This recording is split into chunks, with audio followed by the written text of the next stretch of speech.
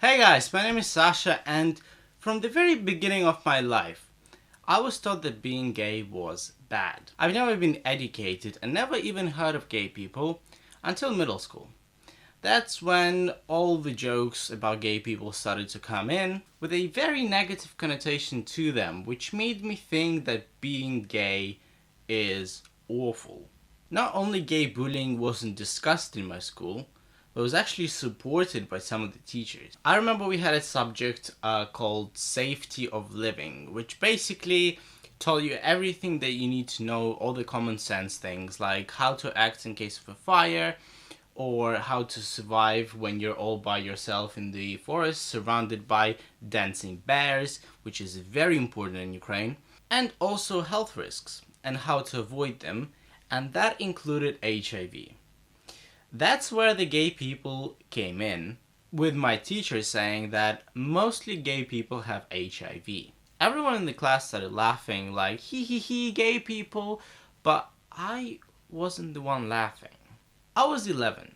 Back then, I never even had a thought of being attracted to a guy. But I really struggled to understand why people don't like gays so much. Like, what was wrong with having a good loving relationship with a person of the same sex?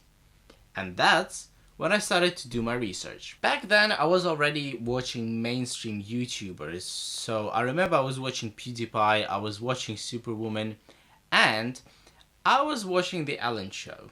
Obviously, The Ellen Show has a few good episodes, talking about gay people and explaining a few things here and there. That's when I was also watching Franta. And for those of you who know him, I was watching him back when he was living in the O2L house, so probably a year or two before he even thought about coming out. When he made a coming out video, I didn't know what it was.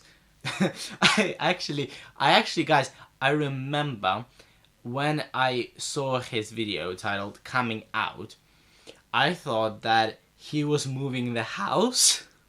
Like, I literally thought that he was coming out of his house and moving into another one. Like, that's how uneducated I was about coming out and the whole process of being gay.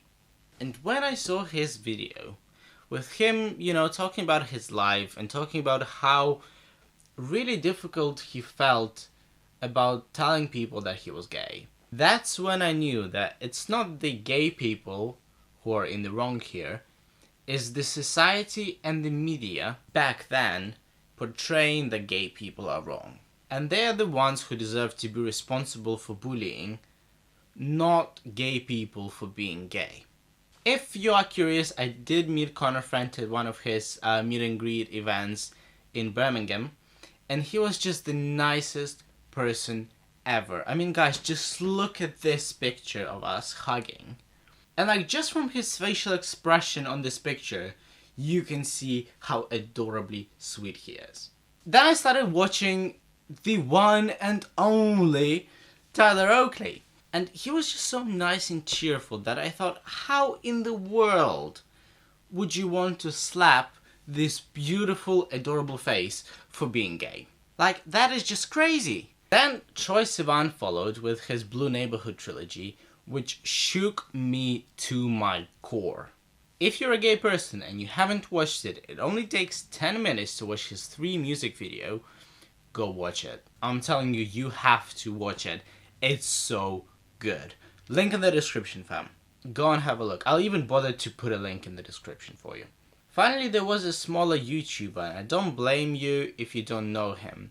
But Riyadh Khalaf, I really hope that I'm pronouncing his surname right. Riyadh Khalaf, he is a British YouTuber, and he works for BBC. And so on the BBC 3, he made a documentary called Queer Britain. And this series impressed me so much. Being able to hear the voices of the people that I would otherwise never even hear without this documentary has really made it final for me. There is absolutely nothing wrong with being gay. And this is the conclusion I've made after years of listening and talking to hundreds of gay people. 50 years ago, the situation of the gay people was completely different. They were oppressed, criminalized and even castrated in some cases. And I see people nowadays asking me, why do we need gay pride? It's just blocking the central street. Or, media's propaganda on gay people is ridiculous. Stop shoving it into my face. And to that I always say this.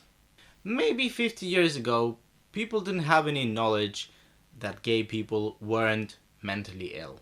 And you can't completely blame them because this is all the information they had. They couldn't make any other conclusion. Some gay people despised themselves and, were trying to hide their sexuality or try and change it, let alone straight people. If gay people hated themselves, how can we blame everyone else around them? But now, things are different. We have all the scientific data to say that it is genetic as well as environmental factors that play a role in developing someone's sexuality. And a lot of people don't choose to be gay.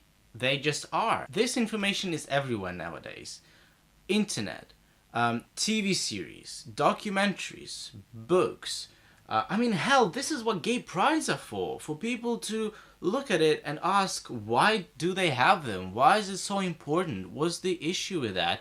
And then start researching it. That's what the gay prides are for. People don't choose to be gay, but they do choose to be lazy and homophobic because of their lack of knowledge. Don't be that person. That's it, guys. The moral of the story is don't be the homophobic person. Don't forget to give this video a like. Definitely subscribe because I'm making new videos every single weekend. I hope you're having a wonderful week and I will see you in the next video. Bye, guys.